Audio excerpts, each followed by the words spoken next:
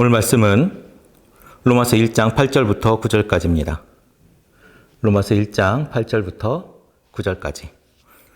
제가 읽겠습니다. 먼저 내가 예수 그리스도로 말미암아 너희 모든 사람에 관하여 내 하나님께 감사함은 너희 믿음이 온 세상에 전파되미로다. 내가 그의 아들의 복음 안에서 내 심령으로 섬기는 하나님이 나의 증인이 되시거니와 항상 내 기도에 쉬지 않고 너희를 말하며 아멘. 반갑습니다. 이번 주는 명절 주간이죠. 명절입니다. 보통 우리 더체플 커뮤니티는 명절이 껴있는 주일은 예배를 드리지 않는 것이 우리가 보통 해왔었는데요. 오늘은 우리가 온라인으로 예배를 드리기 때문에 제가 말씀을 준비를 했습니다. 우리 저번 시간에 로마서에 대한 이야기를 하면서 로마서가 왜 쓰여졌으며 그리고 바울의 안부에서 바울이 어떤 마음으로 복음을 대하는지에 대한 말씀 우리가 같이 나누어 봤습니다. 여러분 로마서가 사실은 되게 어렵죠. 우리가 이제 저번 주에 이신칭의 이야기도 하고 뭐 이런 간략한 키워드들을 봤지만 로마서가 사실은 어렵다고 아주 어려울 수도 있고 또는 우리가 쉽게 생각하면 또 아주 쉬울 수 있는 그런 본문이지만요. 하나하나 우리가 따라가다 보면 조금 어려운 부분들도 있을 수가 있습니다. 왜냐하면 그 배경을 잘 이해하지 않으면 이해하지 못하면 그 말들에 대한 이해를 할 수 없는 경우들이 생기기 때문에 좀 어렵고요. 가끔은 그러니까 대단한 이야기체로서 보다는 철학과 복음과 이런 이야기들이 많이 나오기 때문에 조금은 딱딱할 수 있는 그런 내용입니다. 그러니까 복음이 예수 그리스도의 한 가지 이야기를 떠나서 바울이 하고자 했던 그 이야기와 또 그 당시의 상황과 이런 이야기들을 계속 하고 있거든요. 그러니까 조금은 어려울 수 있는 부분들이 있습니다. 그럴 때에 여러분 어떻게 해야 됩니까? 저를 잘 따라오셔야 됩니다. 그러니까 맨 처음에는 좀 어려울 수 있는 부분들이 있어도 여러분 제가 저처럼 이제 머리가 안 좋은 사람들이 가끔 하는 방식인데요. 맨 처음에 무슨 말인지 잘 몰라요. 소설을 시작할 때도 맨 처음에 무슨 말인지 잘 모르고 어떻게 이 두꺼운 책을 잘 모르는데 헤쳐나가지라고 할 때 그냥 막 읽어 나갑니다. 읽어 나가다 보면 한 300페이지짜리다 싶으면 한 70, 80페이지쯤 가면 이제 익숙해지는 맛이 있거든요. 그러면 그 이후에 익숙한 맛으로 이제 내용을 이해하게 되는 거죠. 그러니까 지금 이제 초창기지 않습니까? 이제 초기에 우리가 로마서를 시작하는데 초기에 조금 어려울 수 있다. 초기에 조금 어려울 수 있지만 한 주 한 주 그리고 여러분들도 저랑 같이 이제 로마서를 읽어가면서 조금 익숙해지면 이 말이 그 말이구나. 이 말이 이런 배경에서 나왔구나. 그리고 이 이야기에서 우리가 얻을 수 있는 메시지와 교훈은 어떤 것인가에 대한 이야기를 우리가 조금씩 알아갈 수 있지 않을까. 이런 생각을 해봅니다. 그래서 막상 어렵다고 몽롱히 하지 마시고 천천히 따라오시면 좋겠다라는 생각을 해봅니다. 로마에 있는 교회에 바울은 지금 서신을 보내고 있습니다. 제가 저번에 편지와 서신에 대한 이야기를 따로따로 했었어요. 그러면 로마에 있는 교회에 서신을 보내는데 로마의 교회는 어떻게 생겼을까? 자생적으로 생겼을까? 아니면 하늘에서 뚝 떨어졌을까? 어떻게 생겼을까요? 여러분 어떻게 생각하십니까? 로마에 우리가 이제 최초의 전도자는 바울이라고 우리는 생각을 하지만 그래서 바울이 계속 소아시아 지역에 전도를 하지 않습니까? 교회도 세우고. 그런데 우리가 바울이 가기 전에 로마에 교회가 생겼다. 그럼 바울 전에 누가 있었을까요? 전도자가 있었을까요? 여러분 우리나라는 기독교 전파가 굉장히 독특한 나라입니다. 그래서 천주교 같은 데서도 100년, 200년 이렇게 이야기하지만 캐톨릭에서 이야기하는 그 전도의 시점은 신부가 와서 전도를 했을 시기부터 그 시작점을 이야기하거든요. 근데 우리나라는 그 전에 어떻게 했습니까? 우리나라에서 먼저 가서 받아들여서 다시 한국으로 들어온, 그러니까 선교사 없이 교회가 전파된 케이스이죠. 지금 로마도 누군가 가서 전도를 해서 교회를 세웠다라기보다는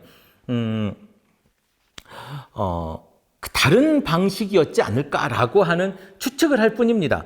그 사람이 누구였느냐 뭐 이런 건 잘 성경에 나와 있거나 역사서에 나와 있지는 않지요. 바울은 지금 로마에 있는 교회의 사람들을 아무도 만난 적이 없습니다. 로마에 누가 있는지도 모르고 어떤 사람들과 어떤 인물들이 거기에서 예배를 드리고 설교를 하고 그리고 거기에서 같이 함께 공동체 생활을 하는지 모른다는 거예요. 아무도 알지 못한다는 것입니다. 그런데 여기에 대한 단서가, 추측해 볼 만한 단서가 한 가지 성경에 나와 있습니다. 로마서는 우리가 바울이 로마에 대해서 쓴 책이지 않습니까? 서바나로 가기 위한 자기 계획도 밝히고 그런 것인데, 이 이야기의 이제 그 역사적인 이야기, 바울이 어떻게 움직였는지, 어떻게 선교했는지에 대한 이야기는 어디에 나옵니까? 사도행전에 나오잖아요. 이 사도행전에서 바울을 이야기하는데 지금 로마의 교회가 어떻게 세워졌는지에 대한 단초가 있습니다. 그것을 한번 읽어볼게요. 사도행전 2장 9절부터 10절입니다. 우리는 바데인과 메데인과 엘람인과 또 메소포타미아, 유대와 갑바도기아, 본도와 아시아, 부르기아와 밤빌리아, 애굽과 및 구레네에 가까운 리비아 여러 지방에 사는 사람들과 로마로부터 온 나그네 곧 유대인과 유대교에 들어온 사람과 라고 기록되어져 있습니다. 이때가 어느 때냐면, 도대체 이 사람들이 왜 여기에 있느냐면 사도행전 2장의 이야기는 성령 강림에 대한 이야기입니다.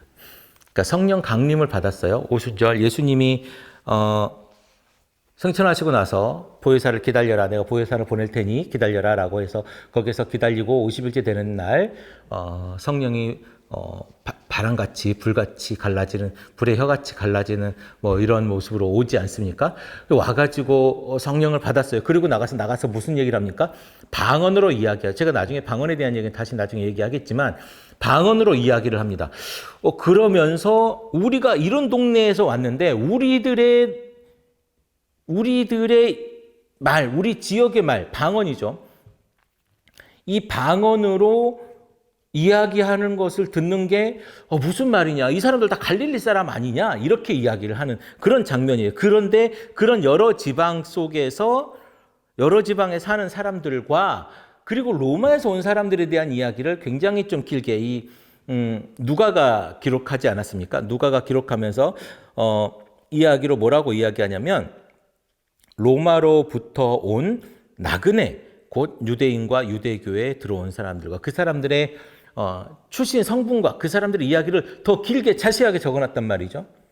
그러니까 예수의 그런 사람들이 있었대 하고 쫓아온 것이 아니라 여기 와가지고 있었던 그런 나그네 여행자들 아니면 여기에 왔던 사람들이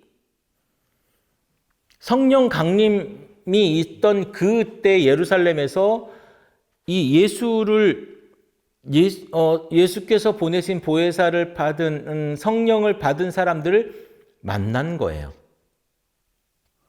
그리고 그 이야기들을 듣고 다시 본토로 돌아가지 않았겠습니까? 로마로 돌아갔겠죠. 로마로 돌아가가지고 거기서 어땠을까요? 모여서 예수를 나누고 예수에 대한 이야기를 하고 예수에 대해서 믿고 하나님이 어떤 존재인지 알아가기 시작하는 그런 시기이지 않았을까. 그러니까 예수를 만난, 성령을 받은 사람들을 만나고 그 만난 사람들이 다시 로마로 돌아가서 자신들이 만난 성령과 예수와 그리고 그 이야기를 전하고 그 하나님에 대한 예배를 드리지 않았을까라고 하는 추측의 견해가 있는 것이죠. 꼭 그 사람이 누구냐? 모른다. 성경에 나와 있지 않다. 그리고 그 사람이 누구냐에 대한 기록도 있지 않습니다.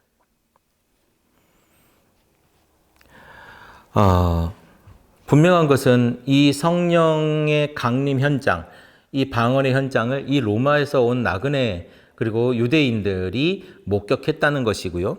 그를 통해서 교회가 세워졌다는 것은 우리가 알 수가 있습니다. 물론 이 사람들은 그 안에서 예배를 드리고 자기들이 복음을 막 가지고 있고 막 이런 사람들이 아니잖아요. 초창기 교회니까. 그러면서 복음을 들을 수 있는 여러 가지 경로와 루트를 생각해 봤을 것입니다. 그러면서 이 사람들은 전도자 바울에 대한 소문도 듣고 있었을 겁니다. 사도행전 28장을 보면 바울이 이제 로마에 가죠. 로마에 가서 감옥에 갇혀 있다가 뭐 이런 이야기를 하면서 로마의 그 바울의 거처에 로마 사람들과 유대인들이 와서 예수를 배우고 논쟁하였다라고 말하고 있습니다.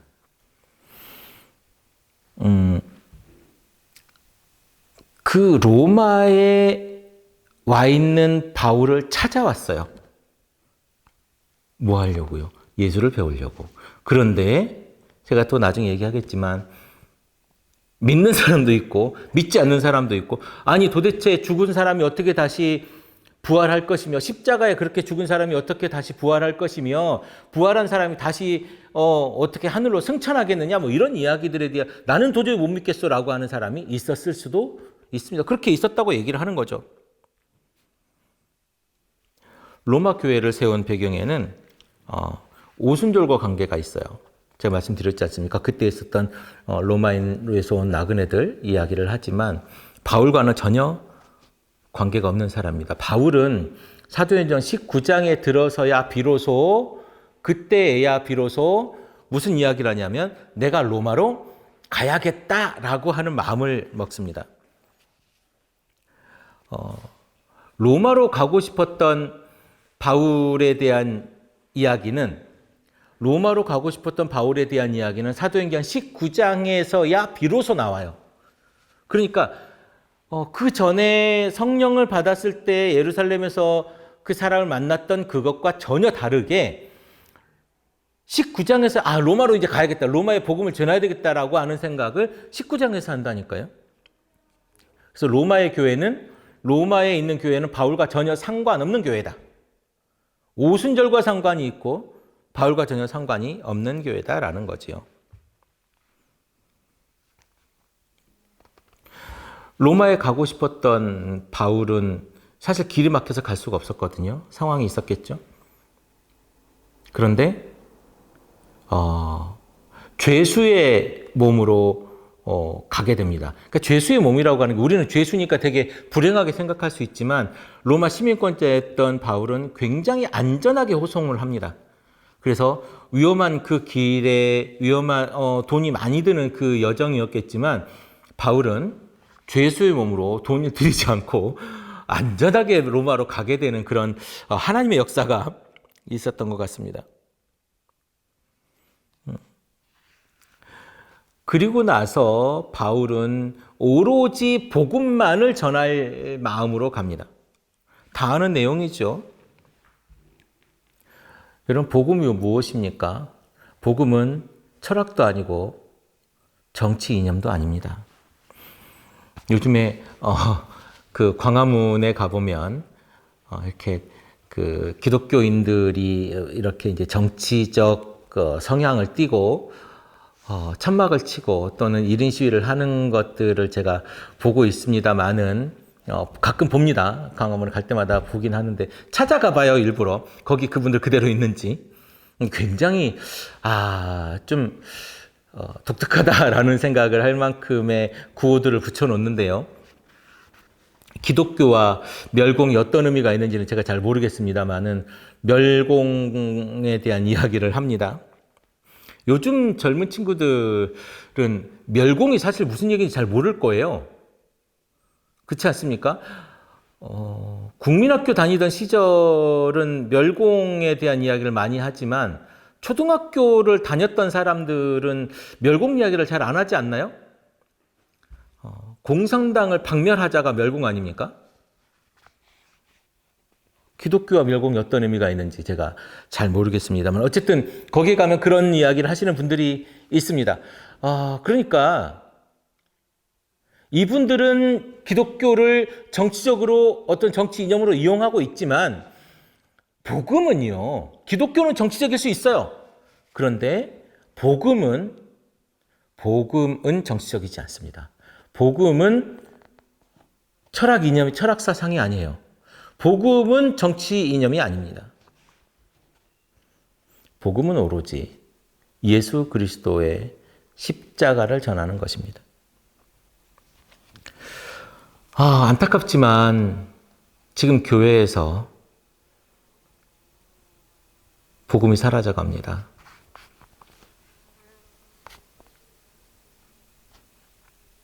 지금 교회는 더 이상 예수가 졌던 십자가의 고통을 이야기하지 않습니다. 지금 교회는 예수님이 십자가에서 흘린 보혈의 피를 이야기하지 않습니다. 교회는 더 이상 예수 그리스도의 부활과 승천을 이야기하지 않습니다.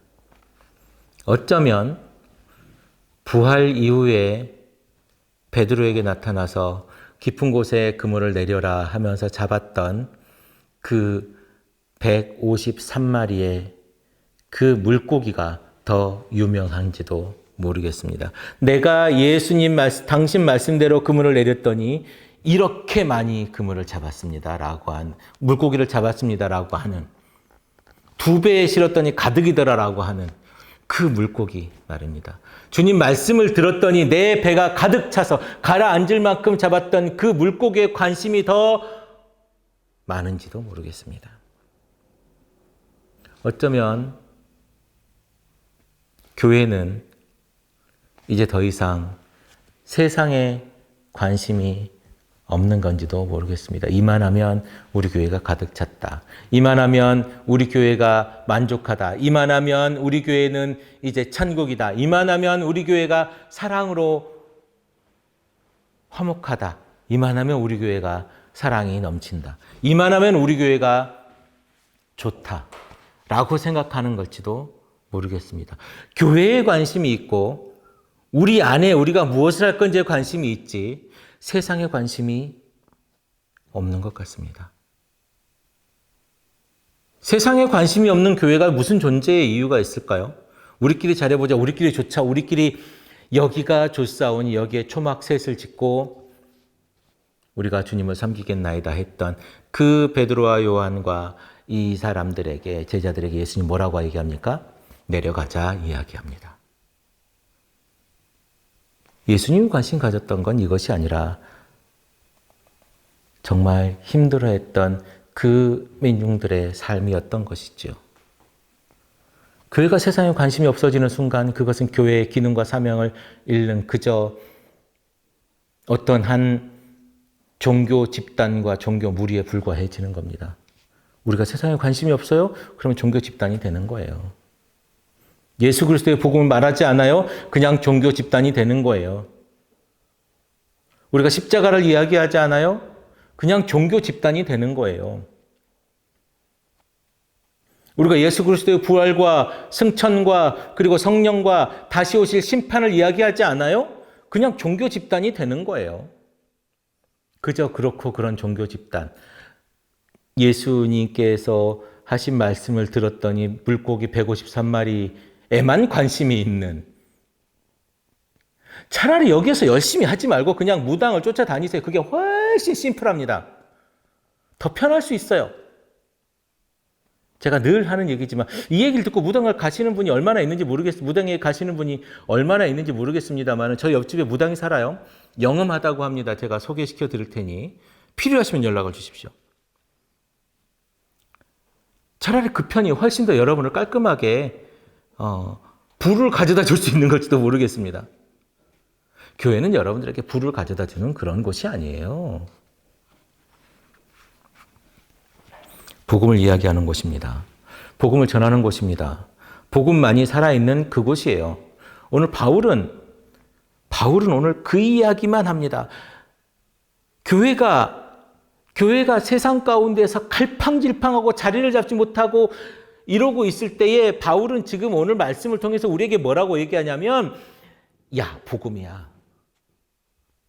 우리의 사명은 복음이야. 이거 하나님이 아시지 않아? 우리 9절 말씀에 나오지 않습니까?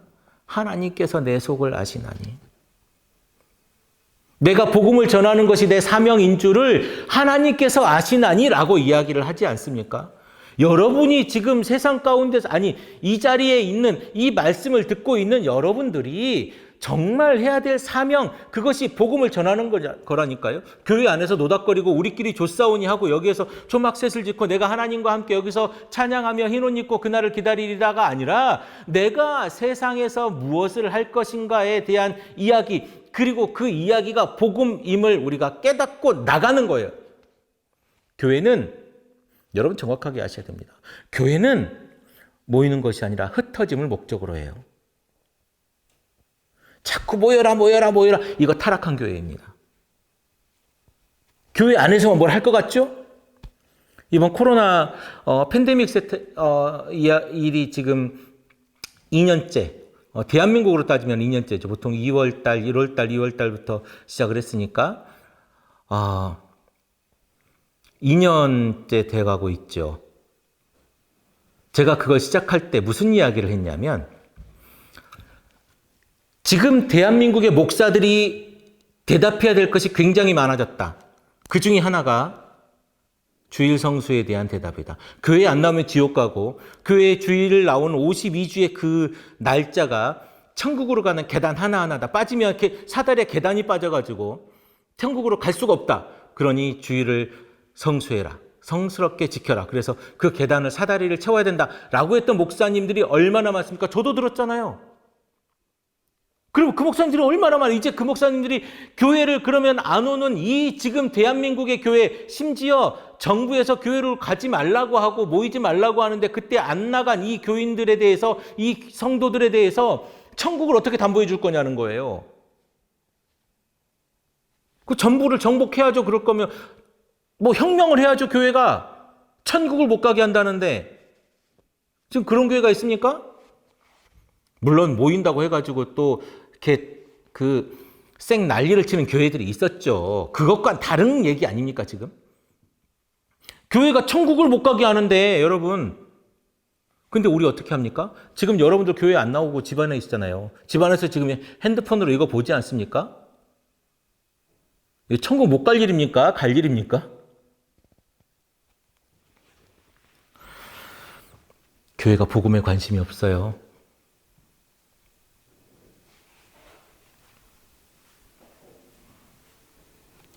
바울은 로마에 가고 싶었던 이야기, 로마에 당신들과 사귀고 싶다고 한 그 이야기의 전제가 뭐냐면 서바나로 가고 싶은 거죠. 스페인으로 가고 싶었던 거예요. 그러려면 당신들과 복음으로 친해지고 당신들과 복음으로 하나 되고, 그리고 나서 스페인의 서바나에 내가 복음을 전하겠다라고 이야기를 하고 있는 겁니다. 그러면서 감사를 돌려요. 무슨 감사? 로마 교회의 모든 사람의 일로 감사를 하는데 예수 그리스도로 말미암아 감사합니다. 그 이야기는 뭡니까? 바울의 감사는, 사도 바울의 감사는 그리스도로 말미암은 감사예요. 그리스도가 없으면 감사의 의미도 없습니다. 바울은 늘 감사했던 사람이고, 바울은 늘 기도했던 사람이고, 바울은 늘 찬양했던 사람이에요. 그런데 그 그 감사의 근간은 예수 그리스도고, 바울이 지금 감사하다고 이야기했던 건 이 로마 사람들의 믿음의 소문을 들었던 거예요.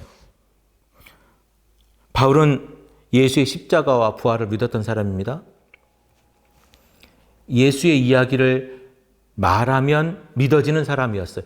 그 하늘에서 들리는 사울아 사울아 네가 왜 나를 핍박하느냐 이 이야기를 듣고 예수를 믿은 사람 아닙니까?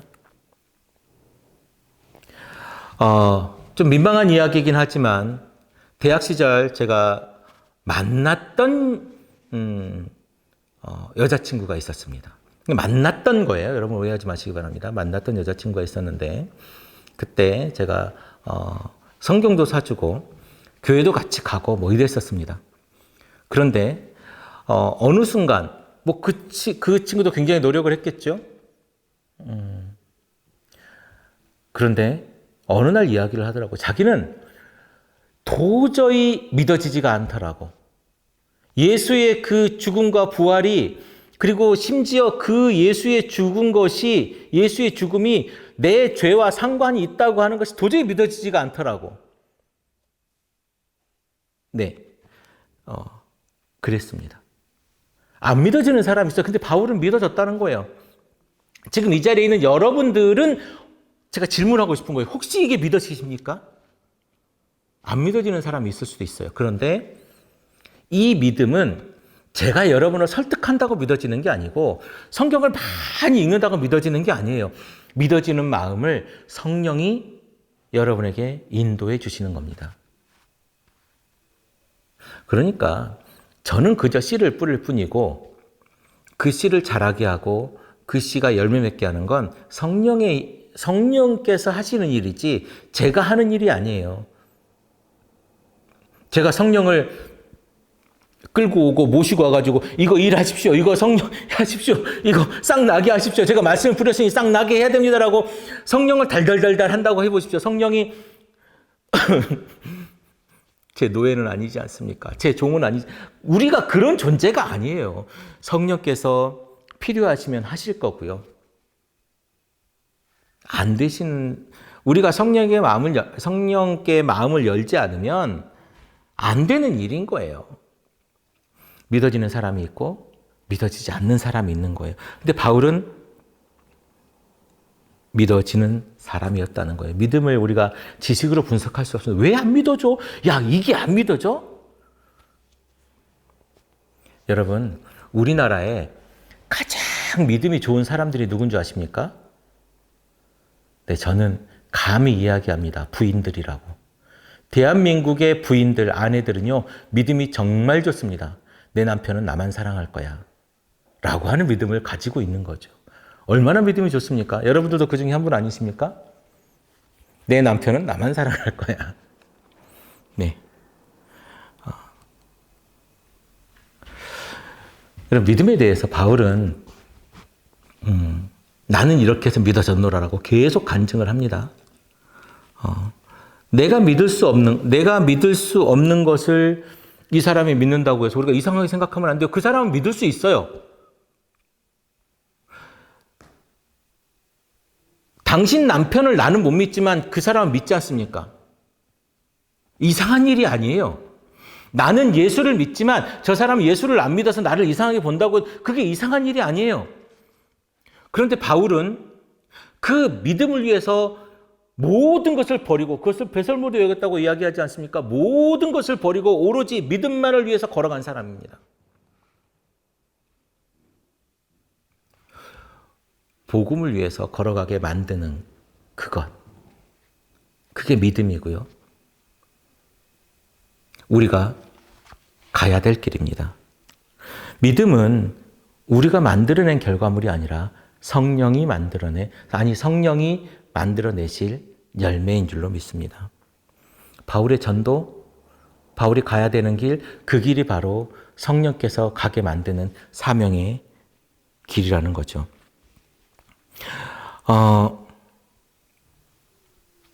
우리가 믿음 이야기하면 가끔 요즘에 일어나는 얘기 중에 이런 이야기 하나 있지 않습니까? 김태호 씨라고 하는 사람이 있습니다. 그 사람이 누구냐면 가짜 수산업자라 그래요. 이 사람이 많은 정치인들과 연예계를 만났다고 하고 아주 좋은 선물과 또 화려한 것들을 가지고 있었다고 하죠. 아주 비싼 고급차도 있었다고 하고요. 그래서 수산업자라고 하지 말고 가짜 수산업자라고 해달라. 아니 수산업자라고 이름 빼달라라고 수산업자 협회에서 이야기를 했다고 하는데 어쨌든 그 겉모습으로 신뢰를 줄 수 없어요. 그 겉모습으로 우리가 우리의 겉모습, 우리의 화려함, 우리의 이야기로 다른 사람을 믿게 할 수 없어요. 우리가 전하는 복음은 어떤 거여야 됩니까? 우리가 전하는 복음은 그저 예수 한 분뿐이어야 됩니다. 저 어렸을 때 교회에 가면 목사님이 전도하라고 그래요. 그 전도를 어떻게 해야 됩니까? 그러면 교회를 자랑해라 그래요. 우리 목사님 설교 잘하시고 우리 목사님 잘생기고 우리 교회 괜찮고 우리 교회 시스템 좋고 우리 교회 프로그램 좋으니까 우리 교회 와라라고 전하라고 합니다. 교회 자랑이 곧 전도였던 셈이었죠. 그때는.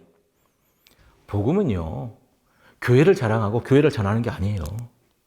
예수님을 전하는 겁니다. 그 사람이 우리 교회에 안 나오면 전도에 실패한 겁니까? 그건 전도가 아니고 영업이죠. 그 사람 우리 교회에 안 나와서 우리 교회 헌금 안 하면 영업에 실패한 거예요? 아니면 돈 많은 사람 전도해가지고 우리 교회가 헌금을 그 사람이 많이 하면 성공한 거고 돈 없는 사람 전도하면 꽝친 겁니까? 우리 전도 이런 거였던 거예요? 전도라고 하는 것은 예수 그리스도를 전하고 그 예수 그리스도를 말미암아 그 사람이 구원을 얻는 걸 이야기하는 겁니다. 그리고 다시 오실 예수 그리스도의 그 재림 때에 심판 때에 그 사람이 지옥 가지 않고 하나님과 영원히 찬양하며 그 영광과 복락을 누리게 해주는 것. 이게 우리가 궁극적으로 찾아가야 될, 해야 될 믿음의 모습, 아니 전도의 모습, 복음을 전하는 모습 아닐까요? 바울은 로마에 가보지 않았지만 로마 교회의 믿음에 관한 소문을 들었습니다. 그리고 그 소문이 온 세상에 알려졌다고 그래요. 여러분 제가 질문 하나 드릴까요? 여러분의 지금 믿음의 모습이 온 세상에 알려지길 원하십니까? 아니면 아이고 나는 절대로 안 알려졌으면 좋겠어. 나는 그냥 숨어 있었으면 좋겠어. 이 군중들 사이에 이 많은 수백만 명의 사람들 사이에 그냥 없는 사람처럼 그냥 내 믿음은 안 보여줬으면 좋겠어. 이러십니까? 우리는 어떤 믿음을 가져야 될까요? 우리는 어떤 신앙을 가져야 될까요? 우리는 그 신앙을 바라보는 그 태도는 어떤 태도를 가져야 되겠습니까? 우리의 믿음은 어떻게 온 세상에 소문이 나야 되겠습니까? 그리고 내 믿음의 그 소문은 어디까지 나야 되겠습니까? 우리는 늘 부족한 존재지만 믿음만큼은 하늘에 닿아야 되지 않겠습니까? 내가 물질은 좀 부족하고 내가 재능은 좀 부족하고 내가 세상을 살아가는 기술은 좀 서툴러도 내가 가지고 내가 예수 그리스도를 믿는 믿음만큼은 하늘에 닿아야 되지 않겠느냐 이겁니다. 하나님은 그 믿음, 그거 하나만으로 마지막 때에 우리를 심판하신다고 이야기하십니다. 그 심판을 위해서 지금 우리의 믿음이 자라나야 되는 거예요. 우리가 믿는 하나님이 오늘 바울이 말하고 있는 것처럼 나의 하나님인가? 아니면 남의 하나님인가? 내가 만난 하나님인가? 남이 만난 하나님인가? 바울이 만난 하나님에게 감사를 전합니다. 감사를 돌립니다. 어쩌면 그 일면식도 없는 그 사람들, 로마 교회에 있는 그 사람들에 관한 소문을 듣고 하나님께 감사를 돌리는 일이에요. 우리 속담에 사돈이 논사하면 배 아프다는 얘기가 있지 않습니까?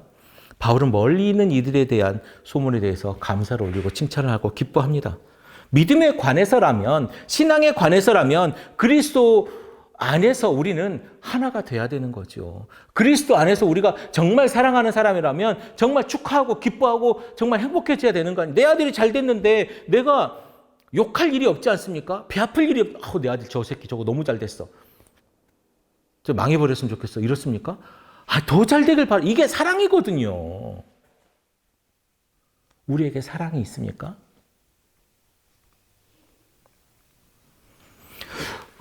지금 우리는 대한민국이라고 하는 이 시대와 이 장소에 삽니다. 대한민국이 정말로 그 경제 개발기, 경제 부흥기에 얼마나 경쟁을 강요했습니까? 안타까운 일이죠. 그러면서 그 경쟁과 경쟁 속에 우리는 너무나도 익숙해 있는 거죠. 그래서 교회 안에 전도 또한 뭐 했습니까? 우리 옛날 보험회사 가면 지금도 이렇게 그래프 붙여놓잖아요. 몇 번 달성했다 뭐 이런 것처럼 우리 옛날에 전도하고 헌금하고 이런 거 다 그 동그란 표 있지 않습니까? 이런 거 다 붙여놨잖아요. 교회가 경쟁 구도의 한가운데 있었어요. 그 피폐해지고 그러니까 그 믿음의 열정을 그렇게 경쟁으로 이용해 먹었던 그 교회의 씨앗이 지금 한 세대를 거쳐와서 지금 우리가 이 피폐함으로 거두고 있는 거예요. 그 열매가 지금 거둬지고 있다는 거예요. 그렇게 심었으니까, 경쟁으로 심었으니까 지금 지금 교회 안에 뭐가 남아있습니까? 피폐함만 남아있지 않습니까? 여러분 생명이 이렇게 표현하면 안 되죠. 사막에도 생명이 무수하게 살고 있습니다. 근데 생명이 살 것 같지 않은 그 황량한 그곳의 모습처럼 지금 교회가 푸석푸석해져 있지 않습니까?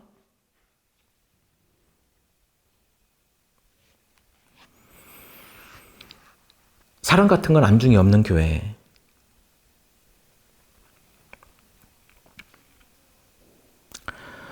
바울의 사명은 자신이 복음을 전하는 일이라고 말하고 하나님께서 그 마음을 알고 있다고 이야기합니다.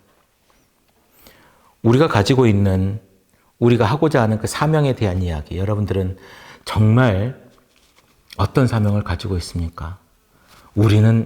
우리의 사명은 오로지 복음을 위한 것이어야 합니다.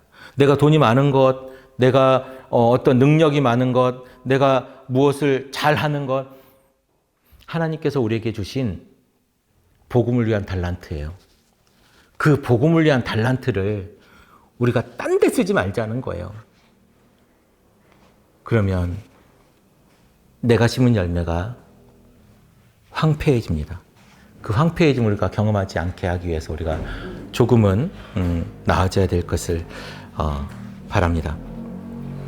우리가 세상 가운데 살지만 복음의 사람, 그리스도의 사람으로 산다는 것은 보이는 데서만이 아니라 보이지 않는 곳에서도 하나님이 우리를 보고 계시고 한순간 한순간 우리와 함께 계심을 우리가 믿어야 될 겁니다. 그렇게 한다면 우리의 삶의 질이 조금씩 달라지지 않을까라는 생각을 합니다. 바울은 지금 하나님에게 보증을 받고 있습니다. 우리의 믿음은 하나님에게 보증을 받고 있습니까? 우리의 믿음은 오늘날 어떤 소문이 나고 있습니까?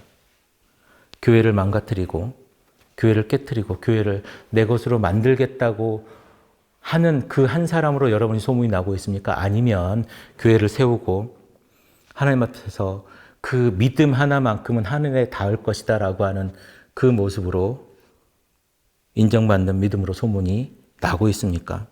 우리의 믿음은 어쨌든 우리가 의도하든 의도하지 않든 세상에 알려질 텐데 부끄럽지 않은 믿음을 가져야 되지 않겠습니까?